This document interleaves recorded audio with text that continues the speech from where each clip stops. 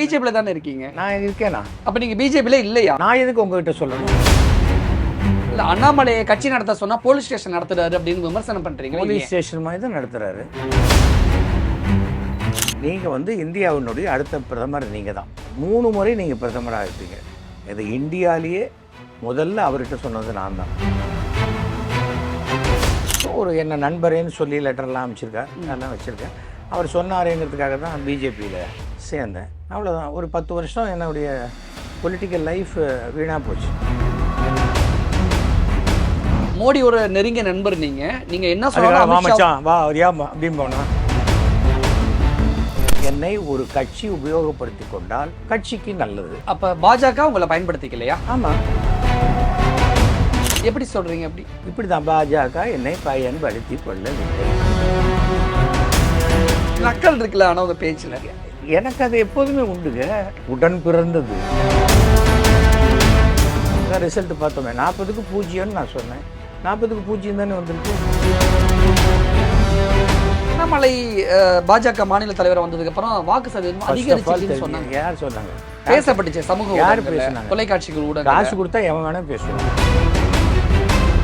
ஒருவேளை இந்த இடத்துல உங்களை தமிழ்நாடுடைய பிஜேபி மாநில தலைவராக ஆக்கியிருந்தா நீங்க எப்படி செயல்பட்டு? உங்களுடைய கூட்டணி வியூகம் அல்லது உங்களுடைய தேர்தல் வியூகம் எப்படி இருந்திருக்கும்? இப்போ எதுக்கு? இல்ல வரக்கூடிய அடுத்த தேர்தலுக்கு பயன்படும். நான் அவ்வளோ வெட்டியானால உங்களே திடீர்னு தமிழ்நாடு பாஜக மாநில தலைவரை மாத்திட்டாங்கன்னா கிடக்கட்டும். மாசம் ஒரு 50 லட்ச ரூபா சம்பளம் கொடுக்கட்டும். இப்ப இருக்கக்கூடிய மாநில தலைவர்களுக்கு 15 லட்ச ரூபாய் என்னமோ வாங்குறாரு போல இருக்கு சம்பளம். நீங்க அதை விட 2 மடங்கு 3 மடங்கு அதிகமா எதுக்கும் அரசியல் படிச்சுட்டுவான்னு லண்டன் அனுப்புறாங்களே, அது படிக்காதே உள்ள வந்ததுனால தான் போடாது. ஒண்ணுமே இல்லாத லொடுக்குன்னு ஓடி வந்து தலைவர் பதவியில் உட்காந்து வச்சா இப்படிதான் ஆகும். அண்ணாமலைக்கு உங்களுக்கும் தனிப்பட்ட முறையில் ஏதாவது பிரச்சனை இருக்கா? ஆமாங்க. என்ன ஆயிடுச்சு, அன்றைக்கி நாங்கள் ஸ்கூல் படிக்கும்போது என் பென்சில் எடுத்துன்னு போட்டார் அவர். கட்சியோட மாநில தலைவரை கிழட்டு சிங்கம் அப்படின்னு சொல்றது தப்பு இல்லையா? சிங்கம்னு ஒருத்தர் சொல்கிறாரு. அந்த சிங்கம் தள்ளாடிக்குன்னு ஒன்றுமே பண்ணலன்னா கிழட்டு சிங்கம். நீங்கள் பிஜேபியில் தான் இருக்கீங்கன்னு தான் எல்லாருமே நம்பி இருக்காங்க இல்லையா? அவ்வளோதான். நான் இருந்தால் எனக்கு எல்லாருக்கும் வண்டி போடணும். நான் என்ன மணல் குவாரி நடத்துகிறேன்னா, இல்லை நான் ஃபைனான்ஸ் கம்பெனி நடத்துகிறேன்னா, இல்லை என்ன கிரிமினல் கேஸில் மாட்டிக்கின்னு ஏதாவது உள்ளே போகிறதுக்கு இருக்கானா? நான் போய் 10 பேர்கிட்ட சொன்னால் தான் அந்த 10 பேர் ஓட்டு வரும். அண்ணாமலையே அப்படியே போய் சொன்னால் இதான் ரிசல்ட்டு 0. தமிழ்நாடு பிஜேபியோட பிரச்சார பீரங்கியை உங்களை பயன்படுத்தணுங்கிறது அவங்களுடைய. எனக்கே பீரங்கியை பயன்படுத்தணும்? ஏகே பாடிச்சான்னு வச்சுக்கோங்க, ஒரு பிஸ்டலாக வச்சுக்கோங்க. அது ஏன் பீரங்கியை பயன்படுத்தணும்? தமிழிசை சவுந்தரராஜனையும் சைட்டை மணிக்கு பேசுறீங்களே, ஆளுநராகவே இருந்திருக்கலாமே, எதுக்கு இங்கே வந்தாங்க? அது என்னன்னா பேராசை. நம்ம நின்னா ஜெயிச்சிடுவோம், சென்ட்ரல் மினிஸ்டர் ஆயிடுவோம் அப்படின்னு நினைச்சாங்க. தாமரை மலரும் மலர்ந்தே தீரும்பாங்க, அவங்க மலர வைப்பாங்க. மலர்ந்துருமா? நீங்க என்ன சொல்றீங்க? தெரியாது. நான் வாங்குற பூஜைக்கு வாங்குற தாமரை மலருது எங்கள் வீட்டில். முதலமைச்சர் மு.க. ஸ்டாலினே ஒரு பெரிய லிஸ்டே வாசிக்கிறாரு, பிஜேபியில் இவ்வளோ ரவுடிகள் இருக்காங்க அப்படின்னு. கண்டிப்பாக அது உண்மை தானே. ஒரு புனிதமான விஷயங்களை. என்ன புனிதமான விஷயம்? புத்தர் ஆரம்பித்த கட்சி மாதிரி பேசுறீங்க. மறைஞ்சு வீடியோ எடுக்கிறது. நீங்க எப்போதுமே போலீஸ் பாதுகாப்போடு இருக்கீங்களே, அப்படி என்ன உங்களுக்கு அச்சுறுத்தல்? வெட்டியா சுத்துறவனுக்கே 12 பேர் 13 பேர் போலீஸ் சுத்தும் போது கூட. யார சொல்றீங்க? இல்ல வெட்டியா சுத்துறவங்கள. அதான் யார? அதான் வெட்டியா சுத்த. அது யார? அதான் 12 பேர் சுத்த கூட வராங்க. அது யாரு? அவங்க தான். யாரு? அதான் வெட்டியா சுத்துறாங்களே. யார சொல்றீங்க? நான் சொல்லுது அவ்வளவுதான்.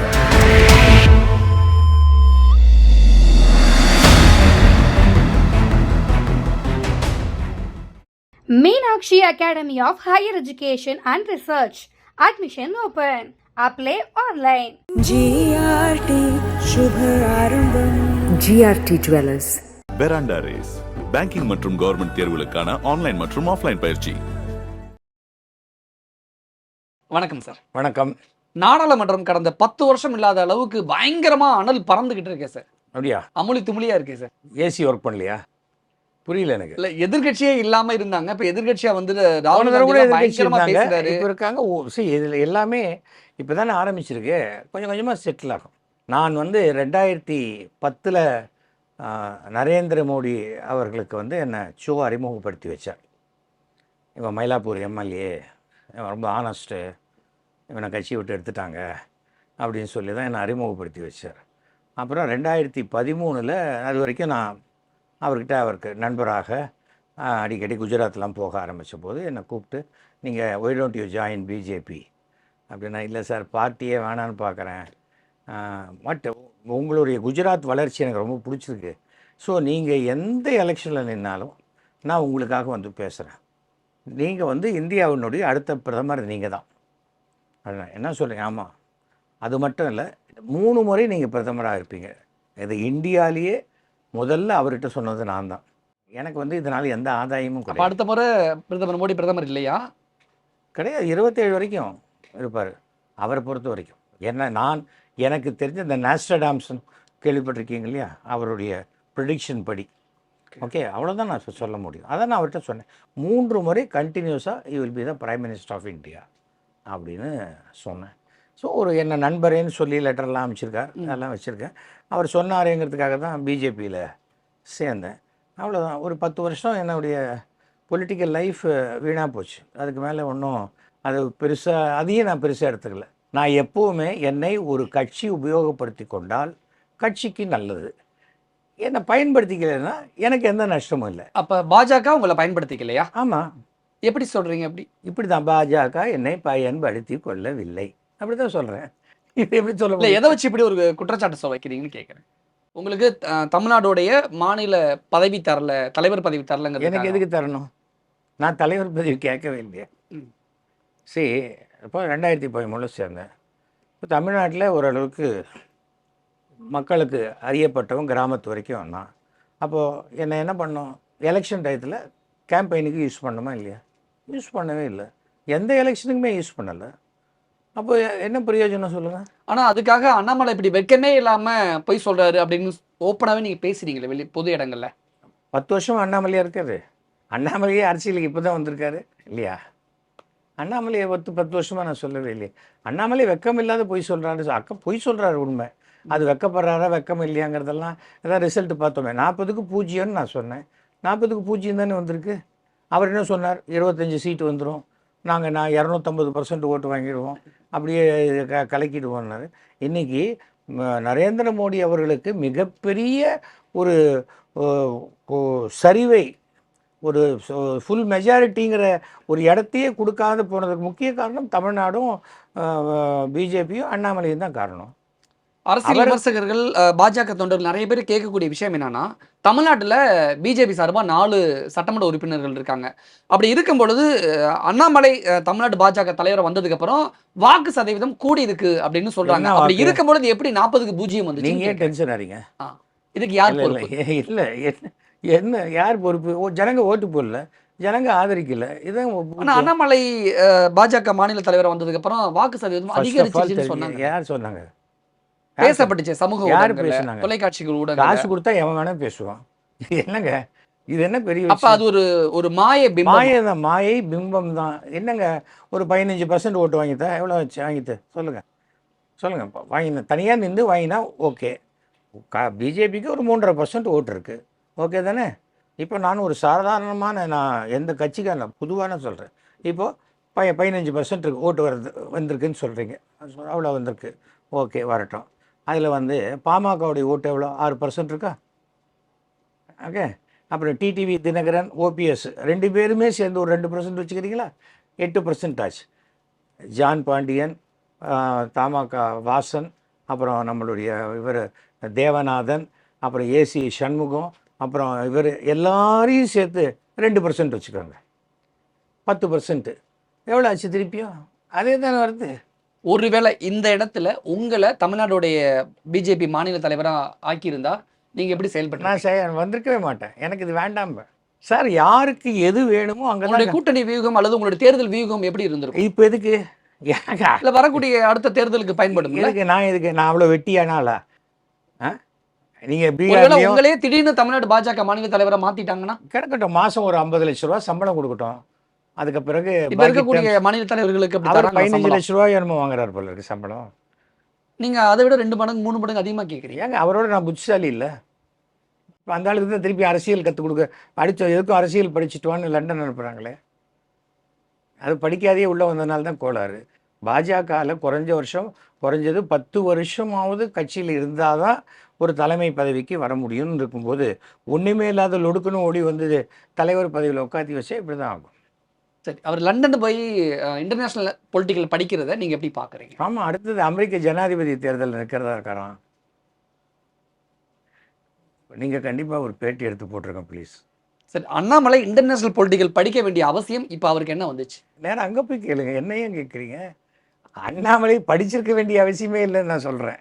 இந்த மாதிரி இருக்கிறதுக்கு ஐபிஎஸ் யாராவது படிச்சுட்டு 6 வருஷத்தில் உதறிட்டு வருவாங்களா சொல்லுங்கள்? ஏன் வந்தாங்க? அந்த மாதிரி தான் அது. அண்ணாமலைன்னு சொன்னாலே கோவப்படுறீங்களே, ஏடா கூடமா அதை மாற்றி மாற்றி பேசுறீங்களே. இத்தனை பேர் நிற்கிறாங்களே, யாராவது என் முகத்தில் கோவத்தை பார்த்தீங்களா? நீங்கள் என் முகத்தில் அப்படி நக்கல் இருக்குல்ல ஆனால் உங்கள் பேச்சில். எனக்கு அது எப்போதுமே உண்டுங்க, அது உடன் பிறந்தது. அப்போ எஸ்வி சேகர் திமிரு பிடிச்சான். கண்டிப்பாக திமிரு பிடிச்சவன் தான். இதில் என்ன இருக்குது? என்ன இருக்குது?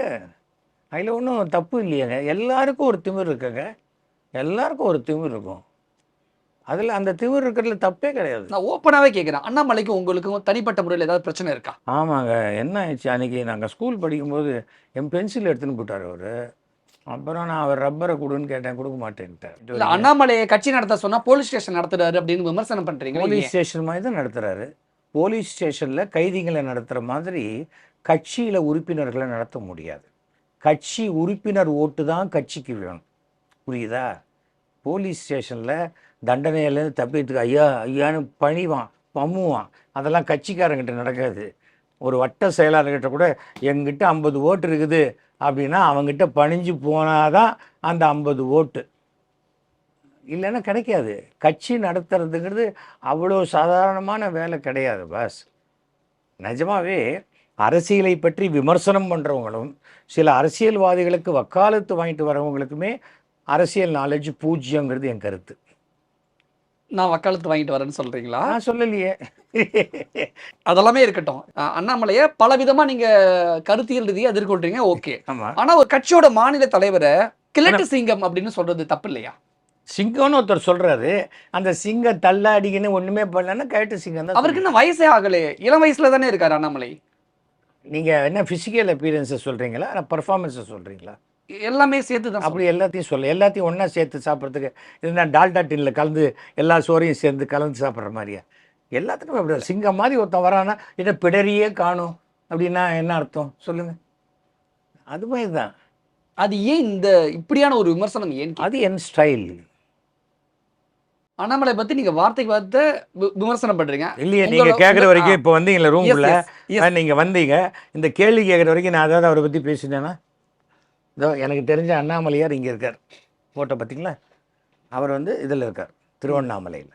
சார், எனக்கு லைஃப்பில் என்னை மதிக்கிறவங்கள நான் மதிப்பேன், மதிக்காதவங்கள நான் அப்படியே அப்படி அப்படி தட்டி விட்டு போயிட்டே இருப்பேன். அதை தான் நானும் கேட்குறேன். அண்ணாமலை எனக்கு சரிக்கு சமமான ஆளே கிடையாதுன்னு சொல்கிறீங்க, ஒப்பனாக சொல்கிறீங்க. ஆமாம், பொதுவெளியில். ஆமாம், அவர் ஒரு கட்சியோட மாநில தலைவர் இருந்துட்டு போட்டோம், எனக்கு என்ன? நீங்க ஒரு கட்சியோட தொண்டர் தானே? யார் நான் தொண்டன் எங்க சொன்னேன்? மூத்த தலைவர். நான் எங்க தொண்டன்? நீ பிஜேபியில தானே இருக்கீங்க. நான் இருக்கேனா? நீங்க சொல்லுங்க. இருக்கீங்க. என்னுடைய நான் இது சொல்லுங்க, என்னுடைய நம்பர் சொல்லுங்க. அப்ப நீங்க பிஜேபியில இல்லையா? நான் எதுக்கு உங்ககிட்ட சொல்லணும்? நீங்க உங்களுடைய இதை வச்சு சொல்லுங்க. நீங்க பிஜேபியில தான் இருக்கீங்கன்னு தான் எல்லாருமே நம்பி இருக்காங்க இல்லையா? அவ்வளவுதான். நான் இருந்தா எனக்கு எல்லாருக்கும் மண்டி போடணுமா? எனக்கு எதுக்கு மண்டி போடணும்? நான் என்ன மணல் குவாரி நடத்துகிறேன்னா, இல்லை நான் ஃபைனான்ஸ் கம்பெனி நடத்துகிறேன்னா, இல்லை என்ன கிரிமினல் கேஸில் மாட்டிக்கின்னு ஏதாவது உள்ளே போகிறதுக்கு இருக்கானா? நான் எதுக்கு பயப்படணும்? நான் எதுக்கு ஒருத்தவங்கிட்ட மண்டி போடணும்? என் ஓட்டு தான் வேணும், என் ஓட்டு தான் கட்சிக்கு வேணும். நான் போய் 10 பேர்கிட்ட சொன்னால் தான் அந்த 10 பேர் ஓட்டு வரும், தெரிஞ்சுக்கங்க.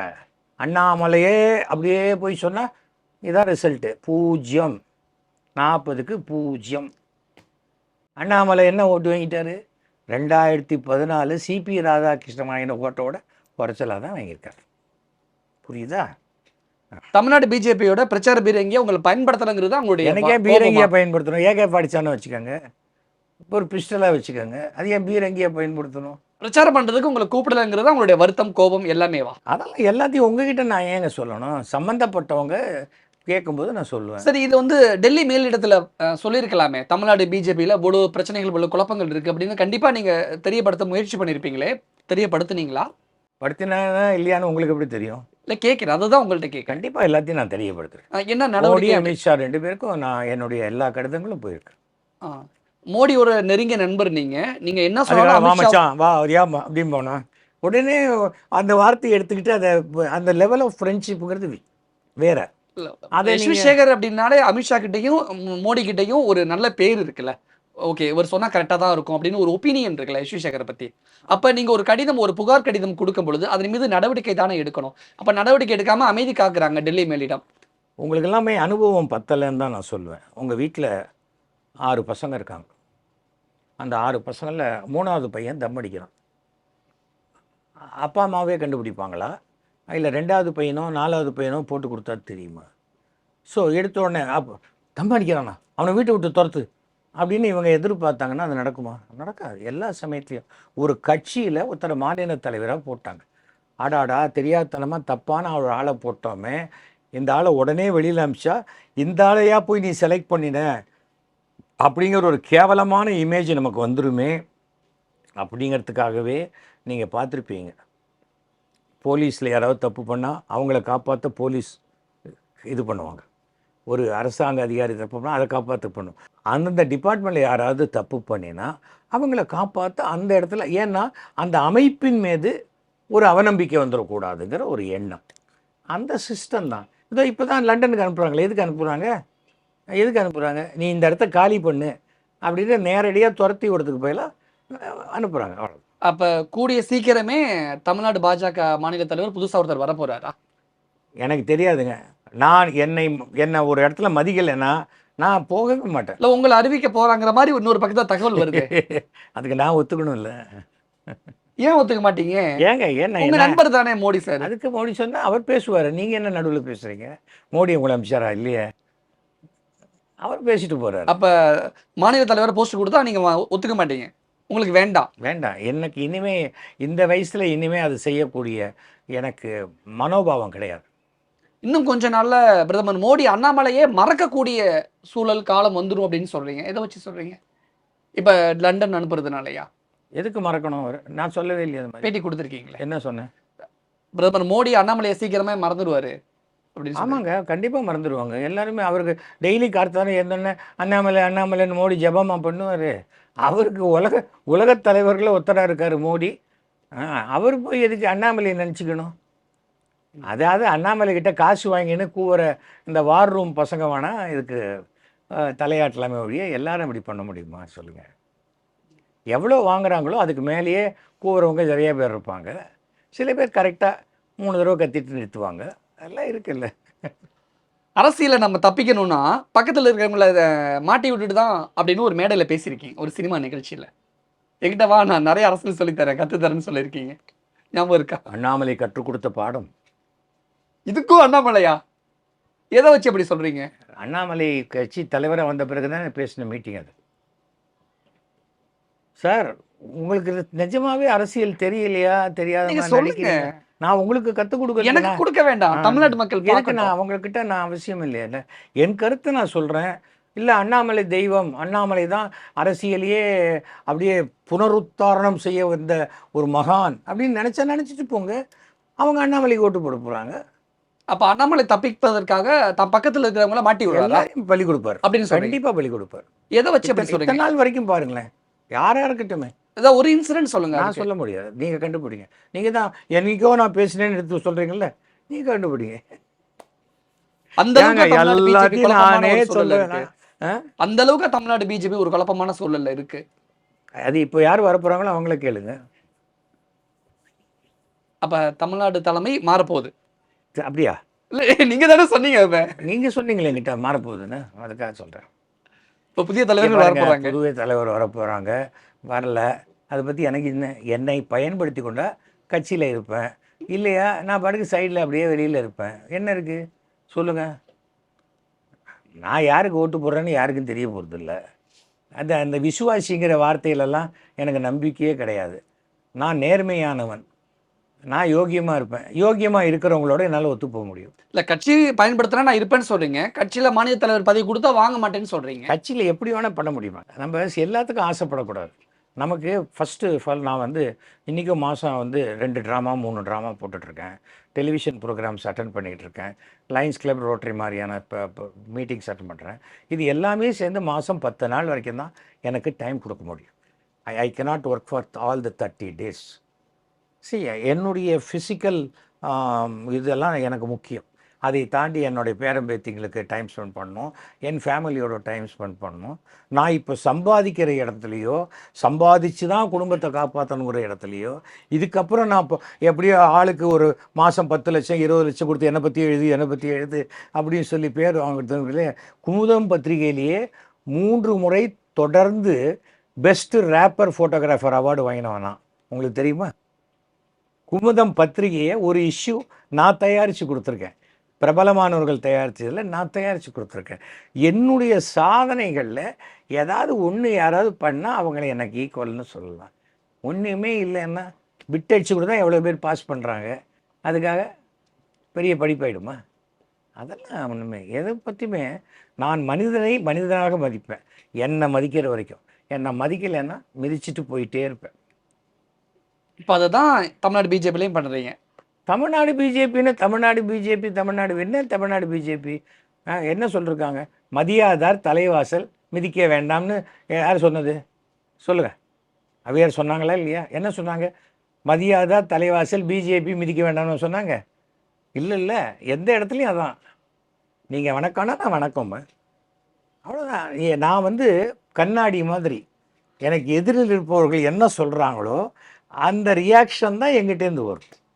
அண்ணாமலை தான் நீங்கள் விட்டு வைக்கலன்னு பார்த்தா தமிழிசை சவுந்தரராஜனையும் சட்டை மணிக்கு பேசுகிறீங்களே. அவங்க ஆளுநர் வந்து இப்போ தேர்தலில் போட்டிட்டாங்க, அவங்களையும் விமர்சனம் பண்ணுறீங்களே. அவங்க ஆளுநராகவே இருந்திருக்கலாமே, எதுக்கு இங்கே வந்தாங்க?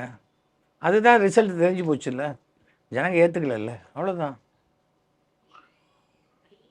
தவிர வந்து ஒரு 40 சீட்டு, அதில் 22 சீட்டு பிஜேபி நிற்குது. பிஜேபியில் ஒரு 50 லட்சம் பேர் இருப்பாங்களா உறுப்பினர்கள்? 1 கோடி பேர் இருப்பாங்களா? 1 கோடி பேரில் உங்களுக்கு வேற 22 பேரை தேர்ந்தெடுக்கிறதுக்கு ஆளே இல்லையா? முன்சாமி வா, கிருஷ்ணசாமி வா, இப்படியே 2 பேரையும் மாற்றி கூப்பிட்டுருந்தா அப்போ பாக்கி பேர் நாங்கள் என்னத்துக்கு இருக்கிறோம் அப்படின்னு கேட்க மாட்டாங்க. அவ்வளோதான். தமிழிசையே தான் நிற்கணுமா? நிறைய பேர் இருக்காங்கல்ல தகுதி வாய்ந்தவர்களுக்கு கொடுங்க. அது என்னன்னா பேராசை. நம்ம நின்னா ஜெயிச்சிடுவோம், சென்ட்ரல் மினிஸ்டர் ஆகிடுவோம் அப்படின்னு நினச்சாங்க. அதுதான், வேறு ஒன்றுமே இல்லை. எனக்கு என்ன தமிழிசை மேலே? அவங்க என்ன அண்ணான்னு கூப்பிடுவாங்க, மற்றவங்க எல்லாம் அவங்கள அக்கான்னு கூப்பிடுவாங்க. நான் போய் அவங்கள அக்கான்னு கூப்பிட முடியுமா? என்னோட 20 வயசு சின்னவங்க, அவங்க 15 வயசு சின்னவங்களாக இருக்கலாம். நான் இதுக்கு அக்கான்னு கூப்பிடணும்? அதெல்லாம் அவங்க எதுகை மொழியோட நல்லா பேசுவாங்க. தாமரை மலரும் மலர்ந்தே தீரும்பாங்க, அவங்க மலர வைப்பாங்க. எப்போன்னு தெரியாது, மலர வைப்பாங்க. மலர்ந்துருமா? நீங்கள் என்ன சொல்கிறீங்க? தெரியாது. நான் வாங்குகிற பூஜைக்கு வாங்குகிற தாமரை மலருது எங்கள் வீட்டில். அது தமிழிசை வாங்குகிற தாமரை மலருமா மலராதான்? என்ன ஏன் கேட்குறீங்க? என்னை வந்து மதிச்சாதான் அதுக்கு உண்டான பதில் சொல்லுவேன். ஏன்னா எனக்கு சம்பந்தமே இல்லை. நான் எதுக்கு சம்மந்தப்பட்டு பதில் சொல்லணும் சொல்லுங்கள். தமிழ்நாட்டில் தாமரை மலருமா மலராதான்னு ஒரு பிஜேபியோட மூத்த தலைவராக நீங்களே பதில் சொல்லலாட்டி நான் பிஜேபி மூத்த தலைவர் யார்? நீங்கள் யார் சொல்கிறதுக்கு? நீங்கள் பிஜேபியில் என்னவா இருக்கீங்க? அப்புறம் நீங்கள் எதுக்கு என்ன பிஜேபி? ஒரு நடுநிலை என்ன சொல்லலாம், ஒரு பத்திரிக்கையில் என்ன சொல்லலாம்ல? சொல்லலாம். எலெக்ஷன் 2026 வாங்க சொல்கிறாங்க. பிஜேபி ரவுடிகளுடைய கூடாரமாக மாறிக்கிட்டு இருக்கா. சமீபத்தில் பிஜேபி சேர்ந்த ஒரு வழக்கறிஞர் வந்து ஒரு பிறந்தநாள் பார்ட்டி கொண்டாடுறாரு. ஒரு ரவுடியை இன்வைட் பண்ணியிருக்காரு. ஆனால் அந்த பிறந்தநாள் பார்ட்டிக்கு போன ரவுடியை போலீஸ் சுட்டு அரெஸ்ட் பண்ணியிருக்காங்க, கன் ஷூட் பண்ணி அரெஸ்ட் பண்ணியிருக்காங்க. அப்படியா? என்ன அப்படியான்னு கேட்குறீங்க? நீங்கள் தான் சொன்னீங்க. நீங்கள் செய்தி பார்க்கலையா? விஷயமே தெரியாதா? நான் டெய்லி செய்தி பார்க்கணும். நீங்கள் எதிர்பார்க்க முதலமைச்சர் மு க ஸ்டாலினே ஒரு பெரிய லிஸ்டே வாசிக்கிறாரு, பிஜேபியில் இவ்வளோ ரவுடிகள் இருக்காங்க அப்படின்னு. கண்டிப்பாக அது உண்மை தானே. ஒரு முன்னாடியே கொடுத்துருக்காங்களே, 261 பேர் கிரிமினல்ஸ் இருக்காங்கன்னு கொடுத்துருக்காங்களே. ஒரு ஆன்மீகத்தையும் ஒரு புனிதமான விஷயங்களையும் போதிக்கக்கூடிய பிஜேபியில் ஏன் ரவுடிகள் கூட? புத்தர் ஆரம்பித்த கட்சி மாதிரி பேசுகிறீங்க. ஆன்மீகத்தையும் அப்புறம் என்ன ஒரு புனிதமான விஷயங்களையும். என்ன புனிதமான விஷயம்? மறைஞ்சு வீடியோ எடுக்கிறது, அப்புறம் வேற என்ன சொல்கிறது தெரியல எனக்கு. அது எப்படி பிஜேபிக்குள்ள இருந்து பிஜேபியை விமர்சனம் பண்ணுறீங்க? ஏங்க நான் அதுதான் நான் சொன்னேன். நான் யோகியமானவங்க. நான் விசுவாசி கிடையாது. எல்லா அயோக்கியத்தனம் பண்ணாலும் அண்ணே கரெக்ட்ண்ணே சூப்பர்ண்ணே அதெல்லாம் எனக்கு சொல்ல தெரியாது. சரியாக இருந்தால் செட் ஆவேன், இல்லைன்னா நான் பாட்டுக்கு கிளம்பி வெளியில் அப்படி பாட்டுக்கு விலகி சைலண்ட்டாக போயிட்டே இருப்பேன். அப்போ தமிழ்நாடு பிஜேபி ரவுடிகளோட கூடாரமாக இருக்கிறத ஒத்துக்கிறீங்க? நீங்கள் தானே சொன்னீங்க, முதலமைச்சரே சொல்லிட்டாருங்கிறீங்க. அப்புறம் என்ன இங்கே முதலமைச்சர் சொல்லிட்டாருன்னா இதுலேயே தானே சொல்லியிருக்காரு, அசம்பிளிலேயே சொல்லியிருப்பார். அதுக்கு தான் பதில் சொல்லுவாங்களே எல்லாருமே. அப்படியெல்லாம் இல்லை, அண்ணன் நல்லவர் அப்படின்னு சொல்லுவாங்களே. நாடாளுமன்றத்தில் பிஜேபியில் இருக்கிறவங்களாம் வன்முறை மிகுந்த இந்துக்கள் அப்படின்னு ராகுல் காந்தி விமர்சனம் பண்ணுறாரு. சரி, அது ராகுல் காந்தி கருத்து. தமிழ்நாட்டில் இப்படி ஒரு சூழல் இருக்கு, ரவுடிகளுடைய கூடாரமாக மாறிக்கிட்டு இருக்கு. பார்லிமெண்ட்ல அதை உண்மைங்கிற மாதிரி ராகுல் காந்தி பேசுறாரு. அப்போ எல்லாத்தையும் முடிச்சு போட்டு பார்த்தா உண்மை ட்ரூவா? ஒரு முக்கியமான ஒரு விஷயத்த சொல்கிறேங்க. நான் அரசியலில் ஒரு சில தப்புக்கள் செஞ்சேன். யாராவது ஒருத்தர் சொன்னால் அவர் சொன்னது ரைட்டு, இவர் சொன்னது தப்பு அப்படின்னு அவர் சொன்னது ரைட்டுன்னு சொல்கிறவங்களே நம்மளை பெருசாக அப்ரிஷியேட் பண்ண போகிறது இல்லை. தப்புன்னு சொல்கிறவங்களே நம்மளை எதிரியாக நினைப்பேன். நான் ஏன் இதை பண்ணணும்? எனக்கு அவசியமே இல்லை. ராகுல் காந்தி என்ன கருத்தோ அதை அவர் பார்லிமெண்ட்டில் சொல்லிட்டார். அதுக்கு என்ன விளைவோ அதுக்கு அப்படி அவங்க சொல்லிட்டாங்க, சரியா போச்சு. இதில் நான் என்ன கருத்து சொல்கிறது? பாஜகவில் இருக்கிறவங்க வன்முறை மிகுந்த இந்துக்கள் அப்படின்னு சொல்றது அவர் சொல்கிறாரு. அவரும் ராகுல் காந்தி ஏற்றுக்கிறீங்களா? எதுக்கு நான் ஏற்றுக்கலையா? நான் ஏற்றுக்கிறேன்னா இல்லையா? நான் தான் பிஜேபியில் இருக்கேனா இல்லையானே நீங்கள் கேட்டு சொல்கிறேன்னு இருக்கீங்களே. அப்போ நீங்கள் பிஜேபியில் இருக்கீங்களா இல்லையான்னு உங்களுக்கே டவுட்டாக தான் இருக்கா? எனக்கு தெரியாது, நீங்கள் சொல்லுங்கள். நீங்கள் இருக்கீங்களா நீங்கள் தான் சார் சொல்லணும். நான் ஏன் சொல்லணும்? நான் சொல்ல வேண்டிய அவசியமே கிடையாது. அதே பார்லிமெண்ட்டில் ராகுல் காந்தி சிவனுடைய ஃபோட்டோ காமிச்சு சில விஷயங்கள்லாம் முன்மொழிகிறாரு. கடவுளாகவே இருந்தால் கூட ஃபோட்டோஸ் காட்டக்கூடாதுன்னு நிறைய அமைச்சர்கள் பிஜேபி சேர்ந்த எம்பிக்கள்லாம் ஆர்கியூமெண்ட்ஸ் பண்ணுறாங்க. சார், எனக்கு நான் வந்து எம்பியாக இருந்ததில்லை, அதனால் பாராளுமன்ற நடைமுறையெல்லாம் எனக்கு தெரியாத ஒரு விஷயத்த இந்த ஃபோட்டோவை காட்டலாம். அவர் சாமி ஃபோட்டோ தானே காட்டினார், என்ன தப்பு இருக்குது? மரபை மீறி சாமி ஃபோட்டோ காட்டியிருக்காருங்கிற மாதிரி காட்டாதுன்னு சொல்லியிருப்பார் ஸ்பீக்கர், அவ்வளோதான். என்ன இருக்குது? யாரோ ஒரு தடவை ரூபா நோட்டு கட்டு, எனக்கு இந்த லஞ்சம் கொடுத்தாங்கன்னு ஒரு தடவை ரூபா நோட்டு கட்டு எடுத்துன்னு போனாங்க, அதை காட்டக்கூடாதுன்னு சொன்னாங்க. அதை முதல்ல காட்டிட்டாங்க, வந்துருச்சு. அதுக்கப்புறம் காட்டாதங்கிறாங்க, காட்டலை, அவ்வளோதான். நீங்கள் எப்போதுமே போலீஸ் பாதுகாப்போடு இருக்கீங்களே இல்லையே சென்னையில்? எதுக்கு எப்போதுமே இல்லை, எனக்கு கோர்ட் வழியாக ஆர்டரில் கொடுத்துருக்காங்க. அப்படி என்ன உங்களுக்கு அச்சுறுத்தல்? வெட்டியாக சுற்றுறவனுக்கே 12 பேர் 13 பேர் போலீஸ் சுற்றும் போது கூட யாரை சொல்கிறீங்க? இல்லை, வெட்டியாக சுற்றுறவங்கள, அதான் யாரை? அதான் வெட்டியாக சுற்றுற, அது யாரை? அதான் 12 பேர் சுற்ற கூட வராங்களே, அது யாரு? அவங்க தான். யாரு? அதான் வெட்டியாக சுற்றுறாங்களே. யாரை சொல்கிறீங்க? நான் சொல்லலை, அவ்வளோதாங்க. ஒரு பொண்ணு தான் சொல்ல முடியும். நான் நீங்கள் யாரைன்னு என்ன கேட்டால் ஒரு குறிப்பிட்ட கட்சியோட மாநில தலைவரை சொல்கிறீங்களா? எனக்கு தெரியாதுங்க. அவர் 12 பேர் அவருக்கு இருக்காங்களா எனக்கு தெரியாது. நான் அவரை பார்த்து கிட்டத்தட்ட 3 வருஷம் ஆச்சு. நல்லா சமாளிக்கிறீங்க. எப்போதுமே அப்படிதாங்க. பஸ் நான் என்ன சொல்கிறேனோ உங்களுக்கு கம்யூனிகேட் ஆகிடுச்சு. அப்புறம் யாருன்னா நீங்கள் உங்களுக்கு ட்ரெய்லருக்கு இது யூஸ் ஆகும், அதுக்கு மேலே யூஸ் ஆகாது. அப்போ பிஜேபியிலே உங்களுக்கு அச்சுறுத்தல் இருக்கு, அதுதான் காரணமா உங்களுக்கு போலீஸ் பாதுகாப்பு? எனக்கு பிஜேபி அச்சுறுத்தலுக்காக இது கிடையாதுங்க. அதுதான் சொன்னேன். எனக்கு வந்து 1990லேருந்து AK-47 எனக்கு வந்து செக்யூரிட்டி உண்டு, தெரியுமா உங்களுக்கு? சொல்லுங்கள். இன்றைக்கி ஏதோ 10 பேர் 12 பேர் யாருன்னு கேட்குறீங்களே. என்னுடைய ஹிஸ்ட்ரி உங்களுக்கு என்ன தெரியும்? யாரோ சொன்ன மாதிரி காமெடியனு, கலைஞர், அது எல்லாருக்குமே இல்லையே. மாபெரும் கலைஞர் நீங்க. மணிரத்னத்துக்கு எதுக்காக கொடுத்தாங்க? மணிரத்னம் அரசியல்வாதினா எல்லாருக்குமே ஒரு சமுதாய சூழலில் உண்டு. எங்கள் வீடு வந்து 2 தடவை பெட்ரோல் பாம்பு போட்டிருக்காங்க, 3 தடவை கல்லால் அடிச்சிருக்காங்க, உங்களுக்கு தெரியுமா? அப்புறம் நடிகர் விஜயோடைய தமிழக வெற்றி கழகத்துக்கு உங்களை கூப்பிட்டா நீங்கள் போயிடுவீங்களா? ஏதாவது மீட்டிங்க்கு கூப்பிட்டா போயிட்டு வருவேன். என்ன கட்சியில் இணையர்களை கூப்பிட்டா? நான் இனி எந்த கட்சியிலையும் இணையிறதா கிடையாது. அதெல்லாம் எனக்கு அரசியல்ங்கிறது என்னுடைய லெவல் வேறு. ஸோ நான் வந்து மோடிக்கிட்ட சொல்லி சேரும் பொழுதே என்ன சொன்னேன், இனிமேல் எந்த தேர்தலையும் நிற்க மாட்டேன்ட்டேன். ஸோ எந்த தேர்தலையும் நிற்காதவனுக்கு எந்த கட்சியாக இருந்தால் என்ன, எனக்கு அவசியமே இல்லை. ஸோ எனக்கு இனிமேல் அடுத்தது என்னுடைய சமுதாயத்திற்கு யார் நல்லது செய்கிறாங்களோ அவர்களுக்கு உண்டான அந்த கட்சியை நான் வந்து ஆதரித்து பேசக்கூடிய ஒரு நிலைமை, அந்த ஸ்டாண்ட் எடுப்பேன். இப்போ பிராமணர்கள் 3% இருக்காங்க, இப்போ சென்சஸ் 7% வரைக்கும் இருக்காங்க தமிழ்நாட்டில், 3%ன்னு வச்சுக்கணும். அப்போது தந்தை பெரியார் சொன்னார் தலைகளுக்கு ஏற்ப இடஒதுக்கீடு கொடுக்கணும்னு சொல்லி. அப்படிங்கிற முறையில் பார்த்தீங்கன்னு சொன்னால் அசம்பிளியில் 7 எம்எல்ஏ பிராமின்ஸ் இருக்கணும். ஆனால் இப்போ ஒருத்தர் கூட கிடையாது. ஒரு சமுதாயத்துக்கு எந்த ஒரு ரெப்ரசன்டேஷனுமே இல்லை. ஜெயலலிதா இருந்த வரைக்கும் 3 அல்லது 4 எம்எல்ஏக்கள் இருந்தார்கள். இப்போ இல்லை. யார் அதை கொடுக்குறாங்களோ அவங்கள நம்ம சப்போர்ட் பண்ணலாம். அந்த கம்யூனிட்டியை சப்போர்ட் பண்ண சொல்லலாம். ஏன்னா அதே போல் ஆந்திரா, கர்நாடகா, கேரளா, தெலுங்கானாலெல்லாம் அந்தனர் நலவாரியம் அப்படின்னு இருக்குது. ஒரு வருஷத்துக்கு 75 கோடி 50 கோடி தமிழ்நாட்டில் இருக்குன்னு நினைக்கிறேன். தமிழ்நாட்டில் இல்லை. அந்தனர் நல வாரியம்னு இன்னும் ஆரம்பிக்கலை. அதை ஆரம்பிக்க சொல்லி நம்ம சிஎம் கிட்ட நான் ரிக்வெஸ்ட் பண்ணியிருக்கேன். ஏனென்றால் ஒவ்வொரு சமுதாயத்திலும் மிக அடித்தட்டு மக்கள் இருக்காங்க. பிணம் சுமக்கிறவன், டேபிள் க்ளீன் பண்ணுறவன், சின்ன சமையல் வேலை செய்கிறவன், கல் உடைக்கிறவங்க எவ்வளோ பேர் இருக்காங்க. அவர்களுக்கு ஒரு நல்ல வாரியம் ஆரம்பித்தா அவர்களுடைய எதிர்காலம், கல்வி எல்லாத்துக்கும் உபயோகம். அந்த மாதிரி ஒரு அரசு செய்யுது. அந்த மாதிரி ஒரு இவ்வளோ 3 சீட்டு 4 சீட்டு கொடுக்குறாங்கன்னா கண்டிப்பாக யார் கொடுத்தாலும் அவர்களை ஆதரித்து நான் பேசுவேன். அரசியல் சார்ந்து நிறைய விஷயங்கள் எங்கள் கூட ஷேர் பண்ணிக்கிட்டீங்க சார். மிக்க நன்றி. மிக்க நன்றி. மீண்டும் சந்திப்போம். நன்றி, வணக்கம், ஜெய்ஹிந்த். Meenakshi Academy of Higher Education and Research. Admission open. Apply online. GRT Shubh आरंभम. GRT Jewelers. பெராண்டா race banking மற்றும் கவர்மெண்ட் தேர்வுகளுக்கான ஆன்லைன் மற்றும் ஆஃப்லைன் பயிற்சி.